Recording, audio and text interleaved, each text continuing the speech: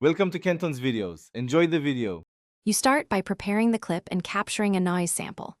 Open your chosen mobile audio editor and import or record the file. Once done, capture a 2 5-second sample of the background noise alone. This gives the algorithm a reliable profile to remove. Make sure to use headphones while editing and position your microphone 6-12 inches from the speaker to reduce plosives. These initial steps let noise reduction work more accurately, and they prevent overprocessing of voice frequencies later. Next, you create and apply a noise profile so the app knows what to remove. Select the noise-only sample and choose Create Noise Profile or Learn Noise.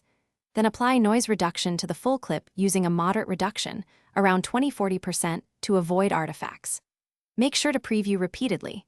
Solo the voice track and toggle bypass to compare before and after. If you hear pumping or metallic tones, reduce strength or increase smoothing. These adjustments balance clarity versus natural sound. Finally, refine then export. Use a narrow EQ cut to remove any lingering hiss or low-frequency rumble, and apply light compression to even dynamics without reintroducing noise.